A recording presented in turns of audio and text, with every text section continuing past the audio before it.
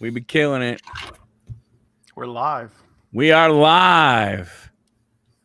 Hello, everybody. Welcome to That Reselling Show. We are very proud to go ahead and have. We have to go. We have to go ahead and kill the volume on YouTube. Damn rookie mistake. But we're happy we have a special guest here. We have Jake, Mr. Noah to flip it, the Plato's mafioso. How you guys doing? Fantastic. Well, you guys should not sound too thrilled. Come on, guys. I'm excited. Woo! Yeah, so, Jake, thanks very much for joining us. We'll go through some quick introductions. For those of you who are new, don't know me, my name is Michael. I am the Thrifting Goomba. Been reselling for, I don't know, close to 3 years, part-time. Enjoying myself. Was able to go ahead and connect with Oscar and John and start this show 3 weeks ago, and it's going really well. We've been doing it. We've been trying to do more about content and give good information and go ahead and have a good time, and just not about have fun, but make it worth your while for taking time out of your day to come and watch us. So with that, we'll go straight down to Mr. John, Nevermore Antiques. Hello, everyone. My name is John from Nevermore Antiques. I live in Fredericktown, Missouri, which is about 70 miles south of St. Louis. I own an antique store. That's where I'm at right now. It may be a little echoey in here because it's got real tall ceilings. I have been reselling forever. I've been on eBay since 1998. And before that, I sold on a website called cityauctions.com that is no longer in service. I think it was bought out by Yahoo, and it became Yahoo Auctions. And I love stuff. I love junk, and I love making videos. Thank you, sir. Big O. What's up, everybody? I'm Oscar El Cubanaso. I am located here in Miami, Florida. I am a reseller also. I sell on eBay, Amazon, and Mercari, do a couple of local sales. And I'm excited to have our special guest on the show with us. I know that it's going to be an amazing show. I'd like to thank everybody in the chat who was waiting for us and who's here with us now. We hope to not disappoint. We're shooting to aim a lot of good information. So just stay tuned, and if you guys can click on that thumbs up button, if you haven't already subscribed to my friend Michael the Thrifting Goomba, go ahead and subscribe. Also to our special guest Noah to Flip It Jake, check him out also, and it's going to be an amazing show.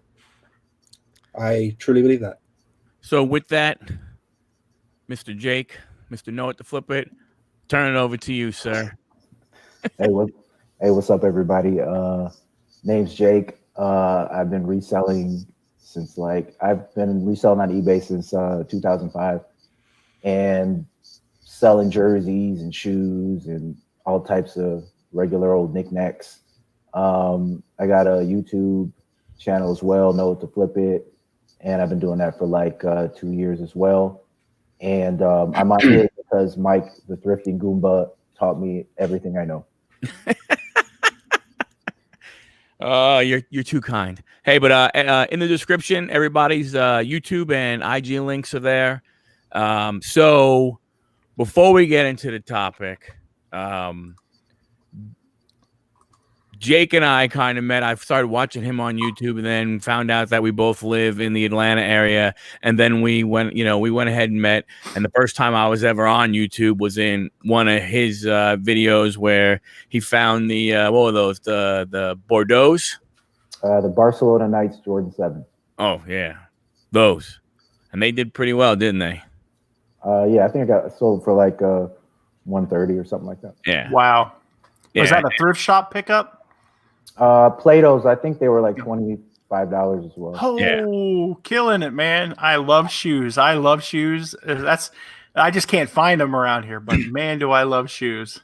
So up until I met Jake, I was afraid to spend money on stuff to flip, and going with him a couple times and everything. And one time I went into the Plato's and Jake wasn't around. I went in by myself. I was weird. And I found a pair of shoes and they wanted $60 for them. But when I looked them up, I was like, wow, this is a $300 to $400 shoe potential. Wow. So I start messaging him on Instagram. What do I do? What do I do? What do I do? And finally, he convinced me to go ahead and go in on it. And we went in together on it, and we did pretty well on that pair. We did the 60. What was that, like 250 or something? I think they sold for about, because just the condition wasn't as good. So I think as I recall, they're about $275. Yeah, nice. And we split it. Yep. So that was the beginning. Well, because you sent me that message and you were like, "Are they real? I don't know, whatever." I said, "Listen, if they're not," I said, "I'll go in half with you. Just pick them up and then." And and the idea, and one of the reasons why I also asked Jake to come on the show was because of tonight's topic of navigating a thrift store. Because the first time that Jake and I got together, we went to a thrift store. And we kind of walked through together of how and I got the idea of how he goes through, and and to today I still kind of use that exact same method that I used with him and everything. So, there is a lot of times a method to a madness of how you go through a store. Now, obviously, it depends on what you like, what you want to sell. I've started to go ahead and get away from clothes. So my first thing is I head right to the back row and I hit the electronics and see what's going on there. And then from there, I usually wind up hitting the shoes, and then I'll do toys and stuff like that.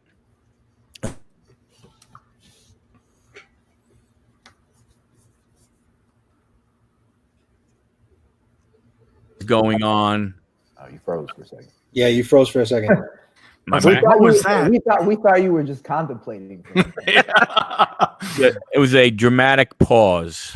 It was very dramatic. I looked up. I was like, "What's going on? Is like somebody doing something?" I'm typing in chat. I'm like, So so that's the way I approach it. And honestly,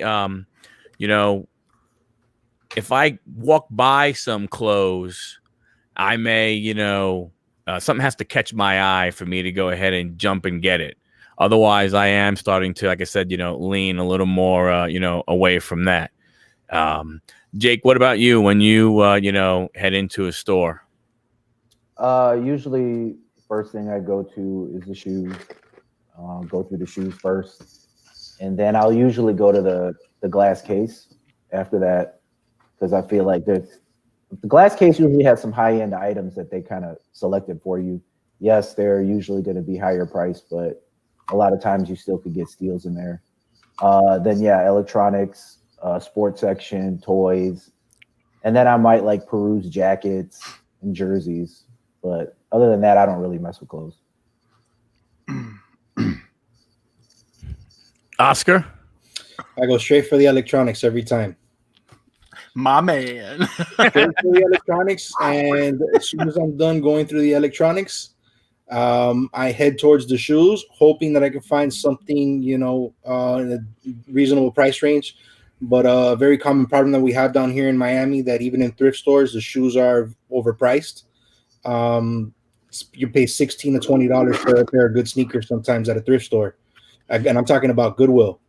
Where I hear stories, I know Jordan, my flipping life, up in Ohio, when he hits Goodwills, he's finding shoes sometimes $4, $6, and good shoes like Black Mambas he's found. Yeah. You know what I mean? He's finding Vapor Max for $4 a pair. Exactly. And in good shape, like hardly worn. It's a sneaker pimp. Have you?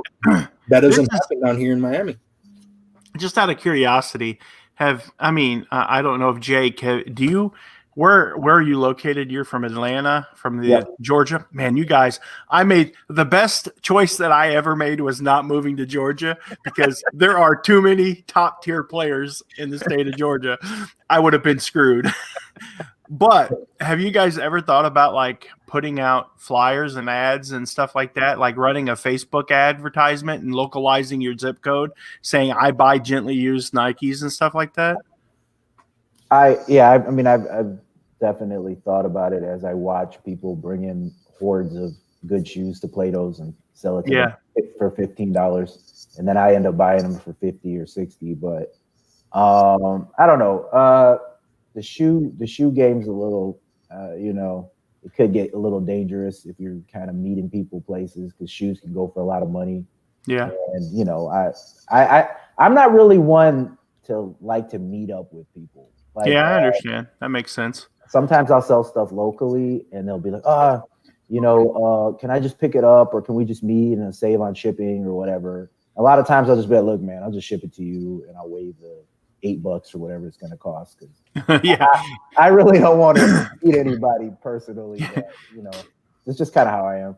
Atlanta can be a little rough. But I just think it in any place, I don't know. It depends. Like maybe Facebook Marketplace, because I guess you see people's profiles and stuff. I just don't use it necessarily, but it's definitely a good idea if you could, or maybe open a small little storefront or something and buy sneakers. But there's a lot of people giving away good inventory to places that pay very little, and I'd be willing to pay more for it. You know what I mean? That somewhere that price between Plato's and what Plato's is giving the person. So right. It's definitely a good idea.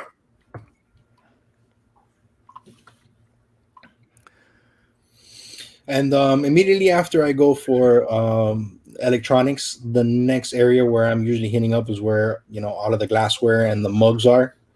That's also, but the thing about looking for mugs, you're able to make decent money finding mugs. If you get them for $1, you resell them for 15, 20 bucks, 25 bucks in some cases. It's, since it's something that's fragile, the shipping is a little bit, it's kind of, you take a kind of a risk there. But I also like to look for toys. Right. Going through the toy section, I have found some old Transformers, GI Joes, with decent resale value. So typically that's my route. Usually go straight for the electronics, then shoes, mugs, and toys. I really don't do much clothes. I don't actually do any clothes. My Poshmark is like flatline. But toys is typically what I go for. Yeah. Hey, before we continue,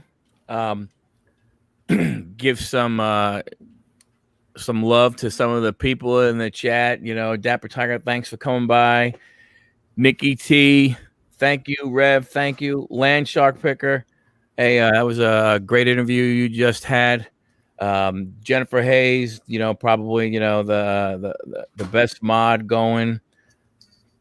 Who else we got there? Sweet Texas Finds, thank you very much, and coming over from Land Shark, that's awesome.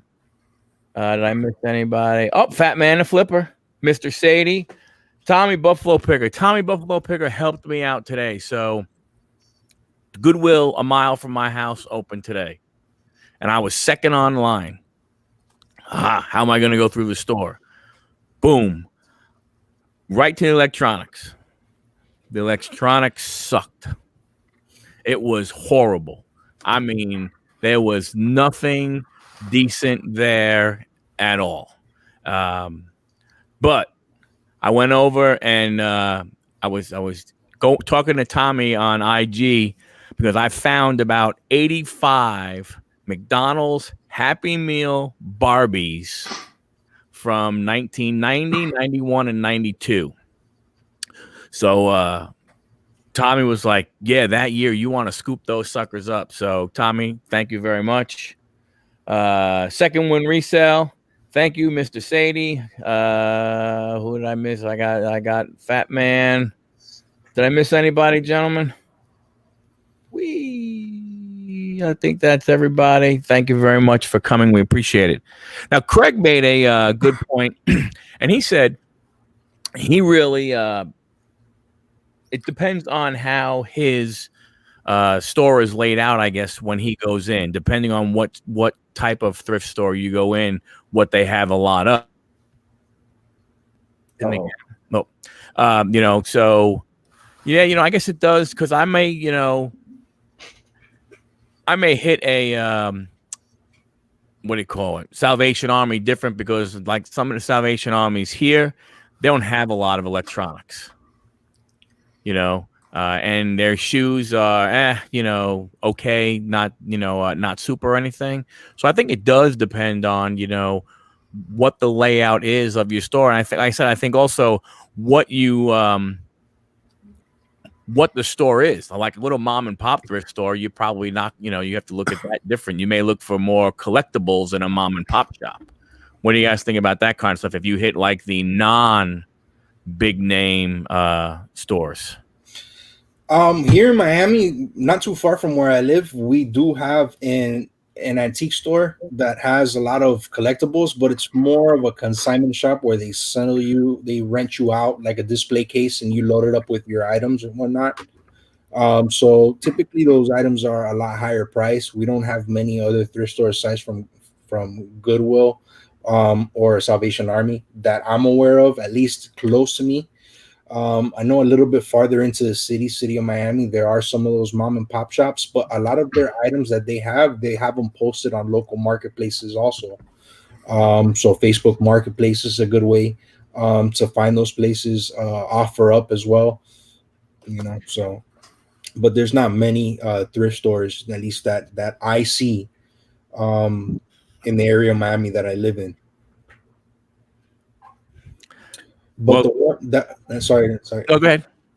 the one that I'm telling you, that antique shop, they do have a lot of amazing stuff. Like they have old GI Joes, they have old Rambo toys, everything like clean in the box, but it's not really that you're gonna be able to go in there and find anything of value. Um, so I typically don't. That's not how I normally source. I depend fully on Goodwill and sometimes Salvation Army. Yeah, I mean, well, John, you have all the country stuff out where you are. You're right. For me, we have a couple thrift shops. Some of them are smaller mom and pop shops, and I treat a smaller thrift shop completely different than I do a big box store thrift shop like Salvation Army, Goodwill, Savers. Whenever I go to a traditional thrift shop like a Goodwill, almost every one of their stores are laid out the same. In our area, the electronics are always going to be on the right hand side at the back, and all the clothing articles are up front. I have a little bit of an edge over most people. I have a partner that goes with me, and I send her off to look at the black t-shirts. You go to the black t-shirts. If you find anything, you pull it, you bring it to me. I don't just pull it and bring it to me. It don't matter. If it looks cool, pull it, bring it to me. I hit the electronics, and then I'll swing around to the media, and then I'll make a run down the aisle of the knickknacks and the plates and stuff like that, and then I swing down the paraphernalia aisle, with all the like where they throw the extra weird stuff. The weird stuff aisle is what I call it, and that's right across from the toy. So I just hit them both at the same time, and because the thing that I find, everyone hits the electronics first. Because that's kind of where people think the big ticket items are, and it's where they can be. I also hit the paintings. I do a lot of artwork. I have a ton of artwork that I make a lot of money on. One of my best Goodwill finds ever was a French. He was actually a Jewish impressionist. He actually survived Auschwitz, and he had developed a paint to where he could actually do 3D designs off of the canvas, and it looked different than anything that I'd ever seen. And I picked those up and I flipped them on eBay for $700 for the set of them, and I paid $3 a piece for them. And so and the books too. I like getting the books because they don't have a way of scanning of the old books. So I found stuff like a first edition Wrinkle in Time. We got $1,200 out of that. That was a good pickup. And that's kind of the way I triage a Goodwill. I want to hit all the aisles, and I go through, and it's kind of like when you do a virus scan on your computer. You can just do like, hey, we're going to look for the big stuff. And then you can go back through and run what they call like a deep level scan. And once I've scanned everything, I go back through and I start doing a deep level scan. And I will say one thing. There's one thing that throws a wrench into my plans as a whole. It depends on what time of day it is and if they're bringing any carts out as I walk in the door. If they're bringing carts in or if there's carts setting out there, game changer, that's where I go first. And that's what I hit because that's the stuff that hasn't made it to the shelf yet. And that's where I always score my best items. And I'm not afraid of old ladies. I don't care how sweet and innocent they look. Don't get in my way, old ladies, because I've had too many the only people I had bad run-ins with at Goodwill are like old ladies. You gotta watch them. So the shipping department goes to the thrift store with you? Yeah, we're going to go tomorrow. Ours is opening up at 10 a.m. in Farmington, so she's going to go with me.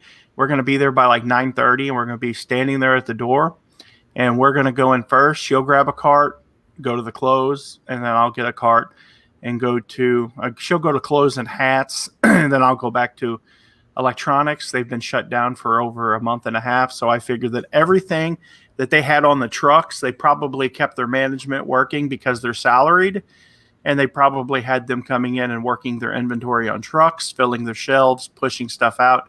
And I bet you, I hope there's going to be a lot of good stuff there. The shipping department's title changes when you walk inside of a Goodwill. It becomes the black T-shirt department. The black T-shirt department and the hat department. Oh, yeah. So you'd use any kind of different philosophy, Jake, depending on what store you go into? Well, this is a question. Is it black T-shirts because the black T-shirts could be like the concert T-shirts and like all that kind of stuff? Yeah. The more valuable shirts? Is that what it is? Yeah, the black T-shirts are the concert shirts, the Harley Davidson concert trucking shirts. Oh my gosh, that's one that people overlook all the time. Yeah, I have a couple of them that are just freaking awesome. Like they look exactly like Harley Davidson and they're done by the same artists, but they're trucker shirts. And man, you find them, they're good money. Concert T-shirts, local advertisement T-shirts. I have a rack right here by my right here, and I find all kinds of stuff. Like I love local. Like here's a local Black Cats. That's the name of our local high school. And I just find as much stuff as I can. Here's a really nice like Harley shirt that I've picked up. My mic's in the way, but it's gorgeous. I mean, that's the stuff that I'm looking for whenever I go in. Here is a story of the year. That's a St. Louis band. So in my antique store, it's not really antique. In fact, I'm probably going to be slowly making changes here to where we're going to be more of a pop culture shop because I like that a whole lot more than antiques. I love antiques, don't get me wrong, but they sell better on eBay than they do in here. Cool. Really?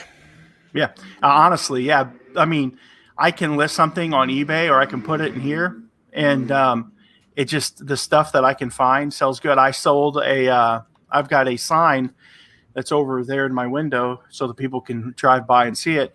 I sold one of them on eBay. I had it listed for $800 or $900, and we sold it for almost $600. And it was the worst sign. I had a lady walk in the store here. She brought me 4 of them, and I sold the worst one on eBay for $600, and I still got 3 left. I paid $200 for them. And I told her what they were worth. And she's like, what do you want? I was like, what do you want for them? She goes, she was wanting to move back to Savannah, Georgia. And I go, well, what do you need for them? She goes, I'd take $200 for them. And I said, you sure? She goes, yeah. I said, okay. And she went and got them and brought them back. And that was a good buy. That's really good. Yeah. That's very, very good. But that's the stuff that you can't. I mean, that's not really thrift store stuff. But that's one of the benefits of having a brick and mortar. Is a lot of really cool stuff walks in. But thrift shopping is a whole different. You were talking about an antique store versus thrift store. That antique store, if they have dealers there, I've walked in. If I see a computer setting up front, I always kind of try to look at the screen because I've been into a couple of antique stores before, and they'll have a setup and they'll have eBay pulled up. So if eBay's pulled up, I never X them off the list and never go back. Yeah. It's funny. Like when Jake was talking before, he was saying, about hitting the glass counter and everything. like I don't know how it is with you guys, but it's still amazing how they'll put like they'll put the Tom McCann shoes behind the counter because they think, man, they're an antique, they're really old, but they'll put the Salvatore Ferragamos in the rack for $6, or a lot of times, and Jake sees it a lot more because he has the eye for the sneakers and everything. Of how many times have you seen fakes behind the counter, Jake? Oh, it's if it's a good shoe most of the time. Yeah. There was one of the Goodwills. I did kind of risk it a little bit, and I bought a pair of Gucci shoes. I think I paid like $120 for them. I just was doing as much research as I could in the store, and I ended up selling them pretty quick for like $300. So even though like stuff could be priced pretty high, it's still a fraction of what it could go for a lot of times. Wow, that's awesome. Yeah, it's amazing. I mean, it's so hard, and then like Oh, he's contemplating again. He's in deep thought. do you not hear me? We hear you now. We hear you. Yeah. We saw you. If you freeze up and you see me do this, you're froze up. I'll go like this. I don't know what's going on. We must have some bad weather coming through my part of town because I know Rev had some issues where he was in Georgia, so I know we were having some crazy weather come through. But like there are other areas that there's money to be found that I don't really go to, like the fabric stuff. I don't stay away from the fabric and everything, and you hear a lot about San Marcos blankets and what's the other one? There's Pendleton blankets you can find. Just the old, I call them old grandma blankets, and they're the blankets that my grandma had a box of them, and she just had blankets stacked up in an old refrigerator box in the corner, and you go dig them out. Like new old stock blankets and sheets and stuff like that, and underwear. Weird, but white underwear, like just forget about it. It's absolutely killer. I bought some blankets at an auction that were brand new old stock from the 1970s in plastic bags and was selling them things for $80 to $100 a piece. What is this about the underwear? I don't want to get into it too far, but there's a certain group of men who like underwear like that. It's a fetish thing. And there's also Jason Static. He's in the chat. He used to be a professional wrestler, and he could probably tell you a little bit more. But there are people that will wear those underwear and they'll wrestle, and it's weird. But that's what it is. It's a weird fetish. Or some people just like tight white underwear, and that's the only place you can get it. But it sells for so much more than what it would sell for at the store. Like it's crazy. Wait, do they not make tight white underwear anymore? I don't know. I don't. Yeah. I wear colored underwear. That's what my wife buys me. Because I pass, like a lot of times I'll be at the thrift store and they got like a rack of like 10 pairs of tighty whities. You're telling me I should have bought them? Sometimes, yeah. Sometimes they will sell great. Hey, tiny whiteys, Fruit of the Looms. Craig's Jason Static. What's up? He's in the chat. Yeah, but, I mean, especially the ones that are still wrapped in the package, the older package ones. Yeah. It's stupid. The thing about the ones that are out in the thrift shop, you can actually test the elasticity of the waistbands because when they get too old, they can just be no good anymore and they don't want to stay up, I'm guessing. But the fact of the matter is that you can still buy them loose if they're new and bundle them back up and still sell them. So if you see them tighty-whitey underwears and you have to learn your tags or learn your makes and kind of get an idea. But yeah, the older stuff, it's just freaking crazy. Look up some comps. Hold on. Jake's looking up the comps. I see vintage Hanes. Yeah. $39.99 for one. Yeah. Right. Wow. It's crazy. You think, you think the shoe game is hot? What? That underwear game's on fire, brother. So how much? So on average, if you were to pick up one of these tiny whiteys in a Goodwill thrifting, what would you normally pay for that? I went to an auction one time. This is no joke. I went to an auction and bought probably 40 packages of them for $2 a pack because nobody else knew what they were. Nobody had any idea that. Another thing to keep a lookout for, Jake and the other guys, jock straps, new old stock jock straps, cod pieces. Seriously, I mean, hey, there's nothing wrong with selling that stuff. People need to play baseball, but like, but the fact of the matter is that stuff sells, especially the older, the better, and it's crazy. So I'm looking at one. It says men's 70s vintage Hanes Comfort Blend. Mm-hmm. Two of them. It got bid up to $69. Right. Yeah. It's nuts. Listen, I'm gonna stop making fun of the tidy whities. I'm gonna buy them. I had no idea. The next video is gonna be him standing at a thrift shop somewhere, just wearing a pair of tight white underwear. Listen, that might happen. Thumbnail. I can't wait to see that. It's gonna be a thumbnail. I'll credit you if that happens. Yeah, no, I appreciate it, man. But that's money, man. People don't realize it's that weird stuff. And you can buy white T-shirts and black T-shirts from the thrift store that have nothing printed on them. But if they're the right stitch and the right tag, they're money too because people buy them and they make their own reproduction shirts out of them. Crazy. Jake, there's two questions for you from Alex, Fat Man the Flipper. What's your favorite way to source? And is there any sourcing method you haven't tried that you want to try? I guess favorite way to source is like where do I go, or is that? I'm not sure, but my favorite place to go is Plato's Closet, or like the kind of places where younger people will sell shoes and clothes and more kind of in style stuff. And those are like my favorite stores because a lot of times, I mean, today I picked up a pair of shoes for $30 that I could sell pretty easily for $150. So I mean that's the kind of like profit margins that are great. And on eBay as well, they have it set up now so that any athletic shoe over $100 you pay no fees on. So it's all your money. You're getting it all except for the PayPal 3%. And I don't know if there's any way I don't source. I mean, on the side, I source also online. I mean, I source off of eBay. So I'll look at people who are underpricing certain things. I'll buy it from them, clean it up a little, take better pictures, and I'll make like $100 on their item. Do you use Mercari?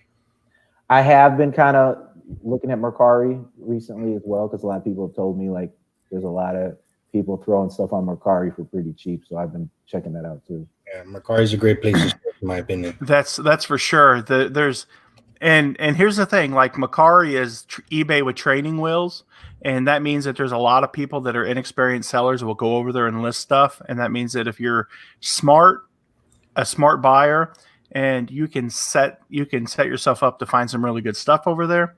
And that's the same way with thrift stores. That's the reason why some of these mom and pop thrift shops, I mean, honestly, can be better, more profitable for whenever you are looking for stuff. Because for one, it's easier to build a relationship with the mom and pop thrift shop. I have a thrift shop that calls me when they get video game stuff in. They call me when they get antique stuff in because I'm in their shop all the time. I'm giving them advice. They run a store in my town. I promote their shop. I got their cards out. I got their flyer on my window. So it's easy to build a relationship with them, and they really don't know what they get into much. But with the Goodwills anymore, it's almost it's like the mafia or like the Bloods. It's like jump in, jump out. I don't know. The mafia. You gotta go mafia stuff. Gotta go mafia. Okay, we'll go with it's like the Crips, blood in, blood out, whatever. I don't know. I'm full-blooded at that. Yeah, like I'm as country as it gets. I have no idea about the mafia or any gangs. I mean, we don't even have anything like that around here. Like maybe Ford versus Chevy or International Harvester versus like what's the green tractor, John Deere. That's about as rugged as it gets around here. But if you go into some of these Goodwills, now here's the deal. What I like to do is build relationships with the people that are putting the stuff out on the floor, because I found that if you build a relationship with them and you treat them good, that they will direct you when you come into a store. They'll be like, hey, I just put some stuff out over there. And that's one of the tips that I would have for people that are going into thrift shops is always be polite And if you can do like a mom and pop thrift shop, especially if you take your stuff in to donate there, they remember that. Right. I think that that's an important part of reselling, building relationships with the places where you go to source, whether it's a thrift shop, an antique shop, whether it's your local Walmart. You're always going to try to get in good with either the owners or the managers. Once you build these type of relationships, when they get new products, they'll be the first to let you know. Yeah, it was funny when I went into the Goodwill today and everything, and even with a mask on, walking by one of the workers and everything, and she was like, "Hey, one of my regulars, you're back, aren't you?" And I'm like, "Yeah, it was nice to go ahead and get back in here." But so from a question, I think John, you already answered it, but for Jake and Oscar, so if you're in the thrift store and you hear about them taking new merchandise out, do you completely, drop what you're doing and head over to wherever that cart is going, or does it depend on if they say what's on that cart? But we don't say what's on a cart. They just push it out, and it's just 25, 60 plus year old ladies and me going at it. It's a Thunderdome. We're like got the what was it, the Klingon bat lifts, and we're fighting it out. But yeah, I drop what I'm doing. I don't drop what I'm doing because here's the thing, people. My phone's ringing. I'm not answering it. Here's the thing, people. You don't stop what you're doing. You put it in your cart. You can always don't even. Well, we'll get to that later. I want to go deep into that. But yeah, I just go to the cart when it gets pushed out. Me personally, I mean, here in Miami, they don't announce anything. You can be in the store and they don't say that they're announcing that they're bringing out new merchandise. They'll just bring it out, and then you see it when it comes out, and then you have to deal with the old ladies. But it's a different breed of old lady down here in Miami. You're dealing with Cuban old ladies. Oh no! All right, and those are the worst because those are the ones that have no shame, right? And they'll tell you to your face. And I was like, "Mijito, yo quería eso," which means, "Son, I wanted that." They're looking you in the face, and But I mean, same thing. I put whatever it is that I have in my car, and I notice that they're bringing something that catches my eye when they pass by with the car. They're bringing out new merchandise. Like it happened to me in Salvation Army one time when I was going around the store. I was actually with Alex, and we went into Salvation Army. We're going around sweeping from the left to right, going around the whole Salvation Army. As I get to the back, after we pass through all of the electronics, all of the VHSs, all of the media, it's where they have all the shoes. They had brought out a cart full of shoes, and immediately it looked like it was a bunch of Cuban old ladies with their husbands, going through bins. You know what I mean? But, I stop and I see and I take a look. I see what it is they're doing, and there's no way that I'm going to go because they look like a bunch of vultures eating up a rotting carcass is what it looked like. But usually, if I'm at another Goodwill and I see something passes by, whether it's going to, the toy section or the sneaker section, I'll put whatever it is that I'm looking at and inside of my cart, and I'll just take off and, go investigate. How about you, Jake? The only card I'll chase is if I hear they're bringing shoes out. That's about the only one that gets my attention. See, the one I'm a regular at. I mean, they announce the department. They come out and they'll go, "Okay, we're going to bring a cart of shoes out.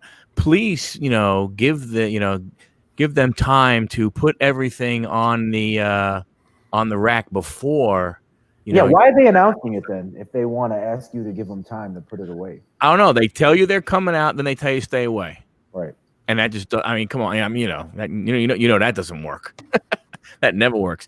But I tell you, today it was interesting. The whole social distancing. I like the Goodwill by me. They were only letting in a certain number of people. I got yelled at by one lady because I didn't realize she was online because she was, like 12 feet away from the person who was checking out. And I walked around her and she screamed at me, "What are you doing?" I'm like, "I'm checking out." She's like, "So am I. You're not supposed to get this close." I was like, I was like 8 feet away from you. So it's different.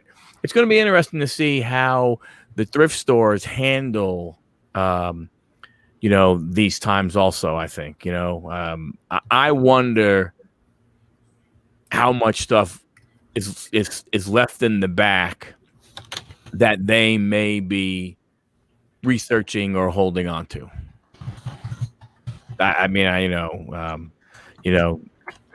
what do you think, John, Oscar? I mean, what do you guys think? You think the thrift stores were doing that kind of stuff? Goodwill is. They're sending it to the Goodwill, shopgoodwill.com. I mean, they figured out that selling to a captive audience on their own website before the YouTubers did. I mean, look at the kind of money that people on YouTube doing auctions are getting for stuff. It's crazy. I don't think that anyone's buying a lot of that stuff to resell. A lot of it, if they are, I'm sorry, but a lot of the people are, so they're holding a lot of that good stuff back, and I think they figured it out. I mean, Here's one thing that I notice in the Goodwills around me when I go to the Goodwill. They have a section where you can walk up to, but you can't take anything from. So it'll kind of be separated from the rest of the things that they're selling in their store. And they'll all have Post-it notes or stickers on it that say OF. OF means offer up. Really? Yes. And I've seen it in more stores now. I had originally seen it like about, I want to say 8 months ago at one store. But then, at the end of last year, I went to go to a Goodwill store not too far from me. And I was looking at, they had a couple of Tickle Me Elmos and a couple of things like that, that were selling for $1 or $2. And, they had then added one of those sections where they had, a bunch of items that were, you couldn't, they were like taped off. You couldn't get them, and they all had Post-it notes that said OF, offer up. So you got to buy them. You got to go on offer up and buy them. You got to buy it from offer up, and then, I mean, if you make them an offer, they'll tell you, which Goodwill store you got to go to. Oh, wow. Huh. We don't have that here, at least so far. Who knows what's going to happen, but I don't see a lot of the small, I mean, the little mom and pop, thrift stores. I mean, really, Goodwill's the big one around us, wouldn't you say, Jake? I mean, in this area, I mean, there's some smaller ones. Depends where you go. Over there across from Plato's, there's a little one run by like a couple Grammys, and sometimes they got some steals in there. Value Village is one by us where they seem to, they definitely don't look anything up, because you'll walk into that store and you'll find stuff and you'll be like, $3.28, and it's like a Sony DVD, VHS combo, and it's and they're it's $3-4.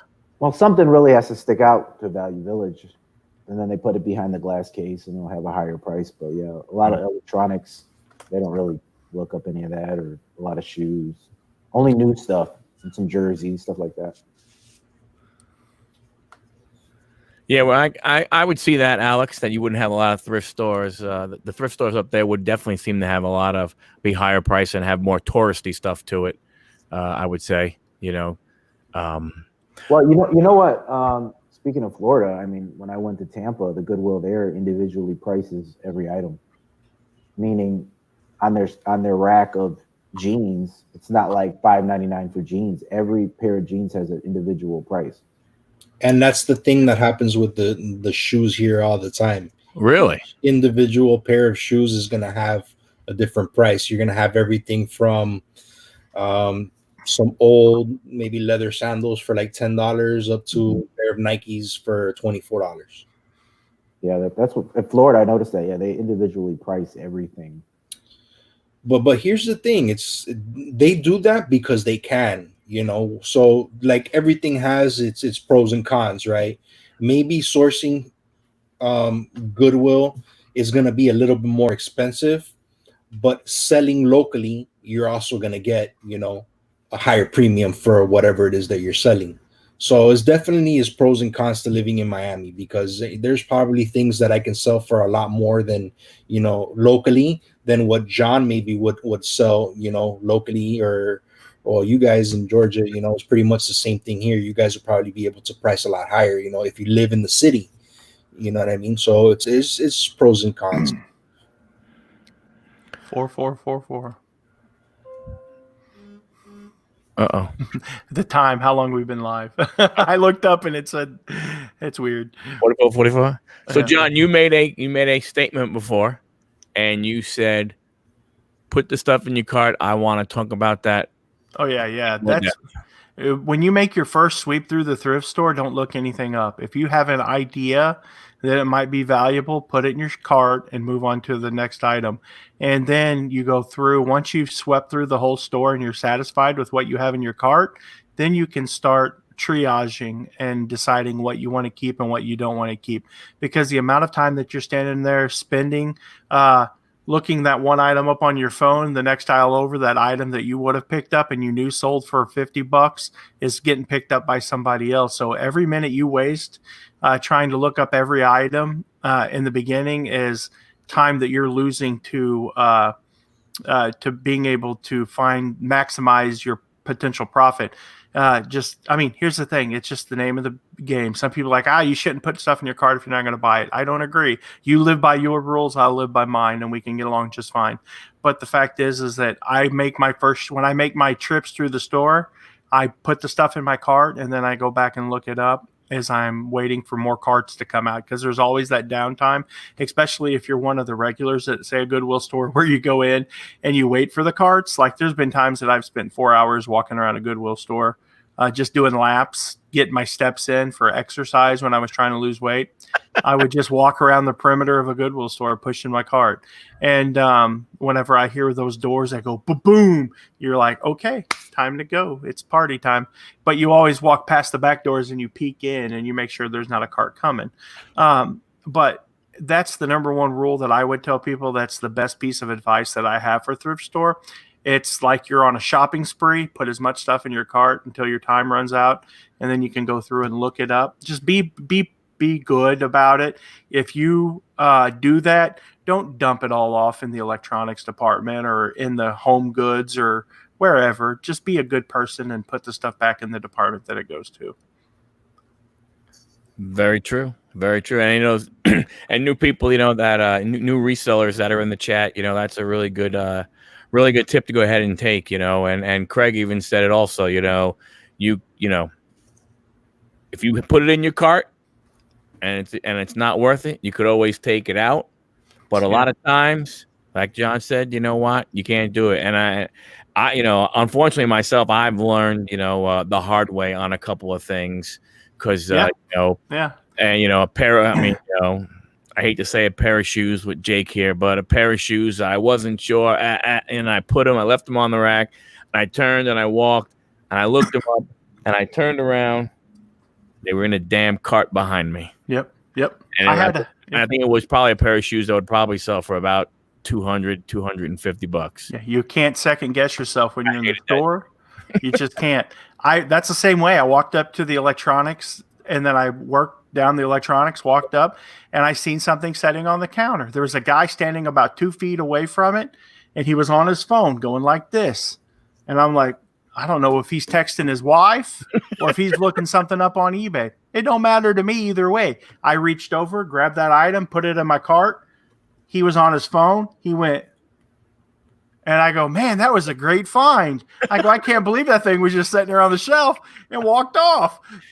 I don't know. And I guess it was what he wanted, but I can tell you the other day, I sold it for $160. It was a ship's window. It was went to like a yacht or something. It was a porthole window that was like oval. No shame in my game. It was free. It was on the shelf. That guy learned a lesson. I learned a lesson and made the money. The lesson I learned is the early bird gets the worm and the second mouse gets the cheese. It's all about timing. You got to time your stuff. Hey, I don't know if you guys noticed, but Santa Claus is here. Let me ask you something. Hold on. Whoa. Santa Claus is here. Thrifty Santa's in the building. Ho, ho, ho. Welcome, Santa. I'm sorry.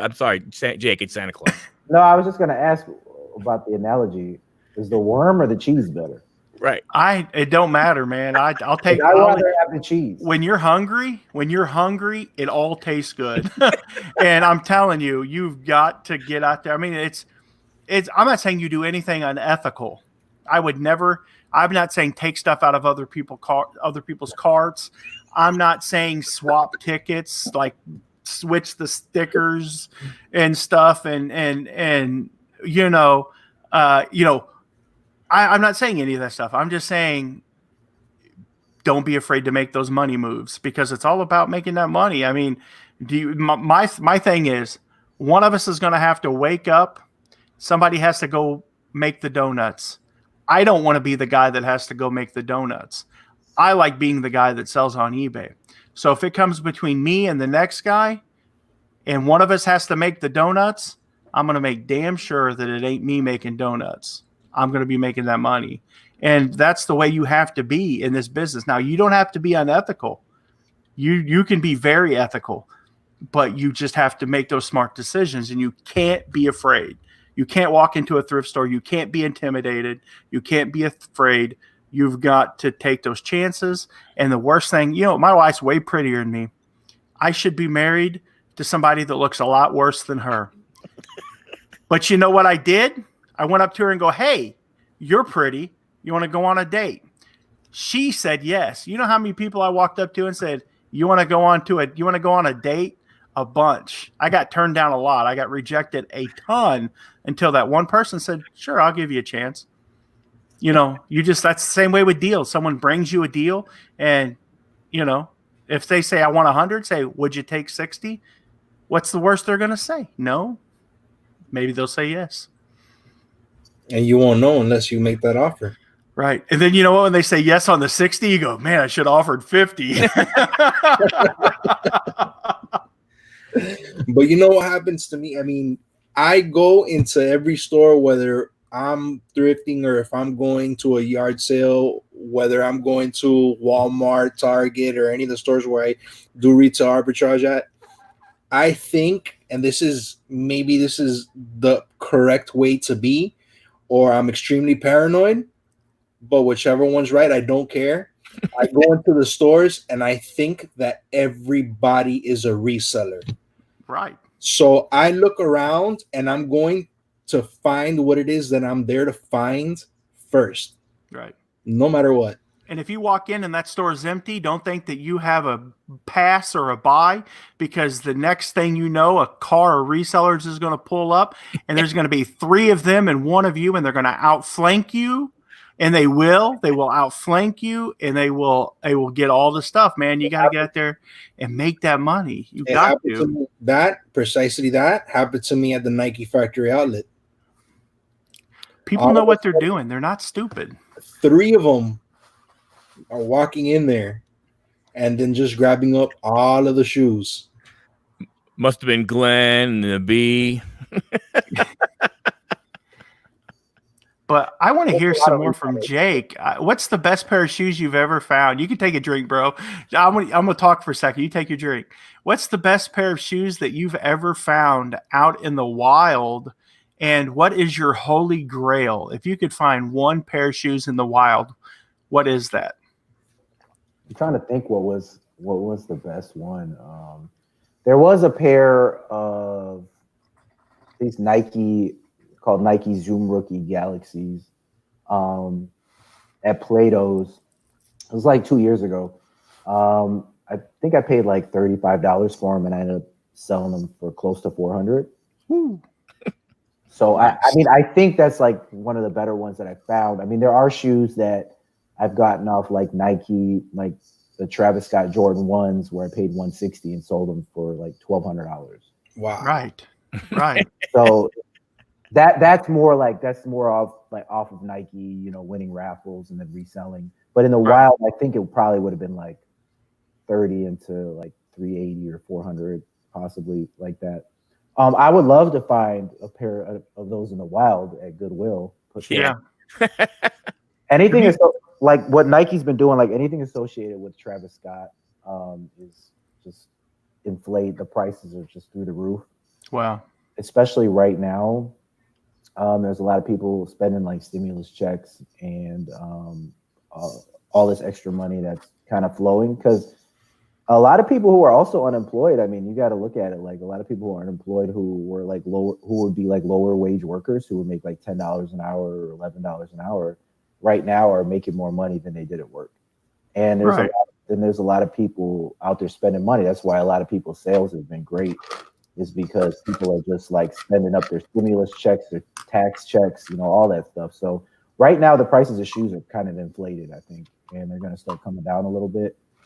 But yeah, I mean, to me, like hype shoes are like the best return for your money, especially if you can get them at like a Plato's or Goodwill or whatever, because your buy-in is so low compared to how much you could get for them.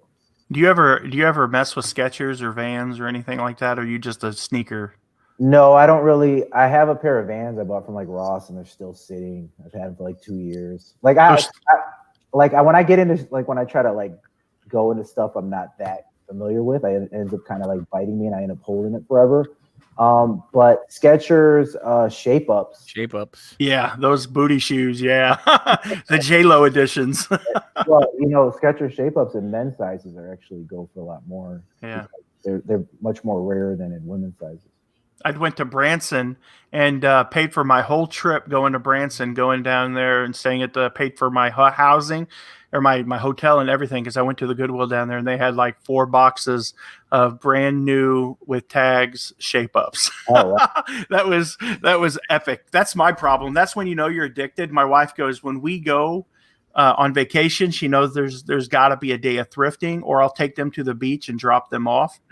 And then I'll head in, and that's when we go down to Florida, when we went to Alabama and Pensacola area. Like I'll drop them off the beach. I'll be like, I'll be back in a couple hours, because that's how I pay for vacation. I hate the beach. Hate it. It's just salty and nasty, and there's birds that poop on you and stuff. Not my place. I'm a fat guy. I'm not an outdoor guy. But like, I love thrift shopping. So that's something that I love to do. I found some pretty neat shoes, but I go to an auction. And here's the deal. The auction, I need to connect with you like on Instagram or something, Jake, because I'm getting ready to go to an auction like on the 10th.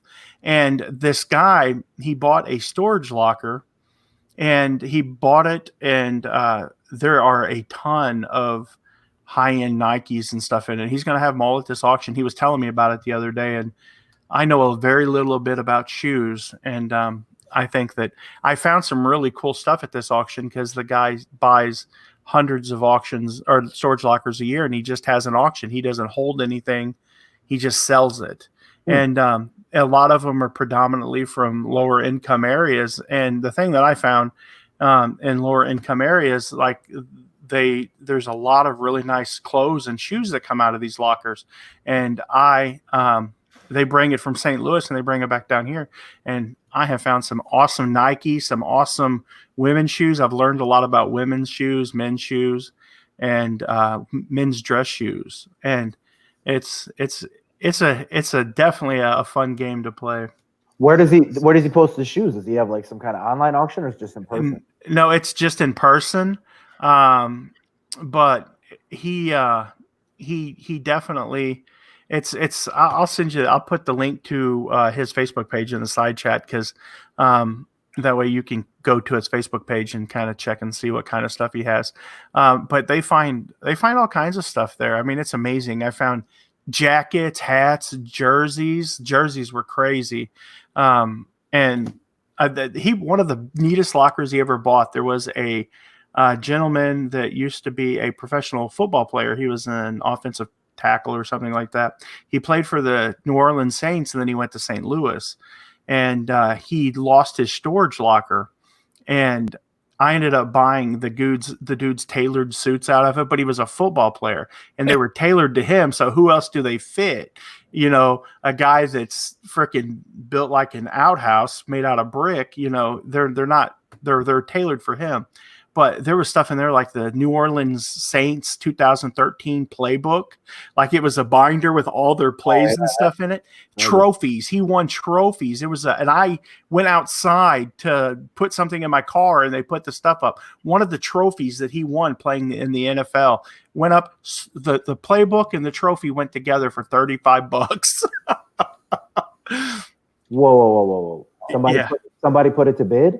Yeah, it's a little hole in the wall auction that's literally Oh my 15 god. miles out in the middle of nowhere. The guy just happens to be a storage auction locker auctioneer, and he picked this locker up, and it was just crazy. It was crazy. Some of the stuff that comes into this little auction, but a lot of times there's a lot of high-end shoes and clothes that come in. Do you remember what the player's name was? Let me Google here real quick. If he was somebody popular, I would think that it wasn't. He wasn't very popular. I mean, he was, or maybe he's a defensive. Let me see if I can. Man, those Andy Dalton jerseys just went down again, huh, Jake? Oh yeah, those Andy Dalton jerseys are trash. Complete garbage.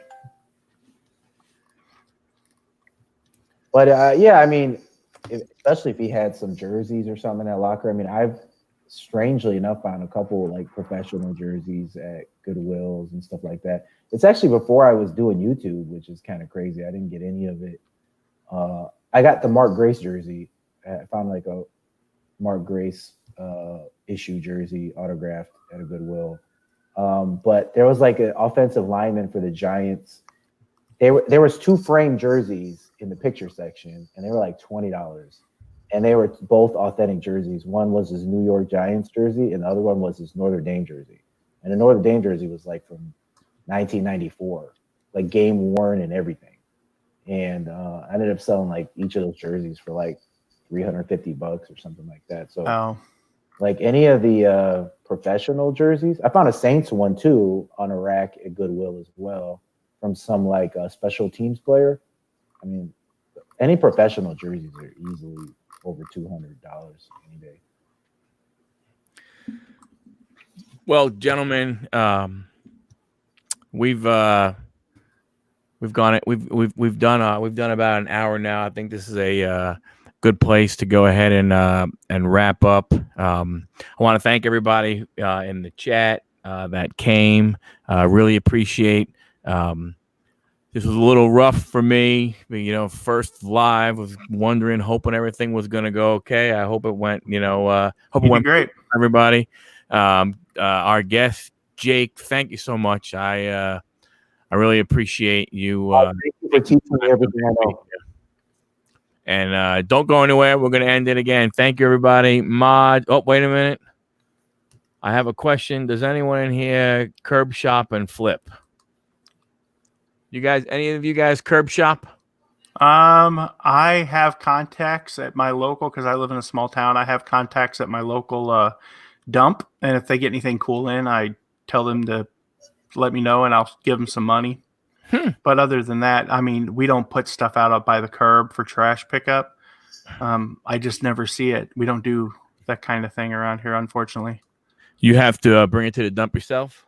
Yeah. A lot of people will clean out houses and stuff like that, and they'll just take everything to the dump. We had prisoners who would like sort stuff out, and they would put stuff aside for people that would come to the dump, then would pick stuff up. It can be pretty amazing. I did a video on my YouTube channel. I went to the dump, and I went up to the scrap pile and pulled some plastic knobs off of a barbecue grill, and took some knobs and some stuff off some old washers that were up there, and showed people how they could turn trash into cash. I think I flipped those knobs and stuff on eBay for like $100 or something like that. And because that's the stuff that breaks, and you'd be surprised. There's money in everything. I think it's Commonwealth picker that says, when in doubt, part it out.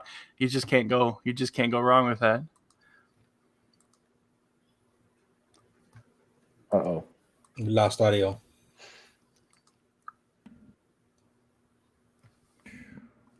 Freaking microphone. There you go. So the after party, as Jason says on his channel, he's going to be going.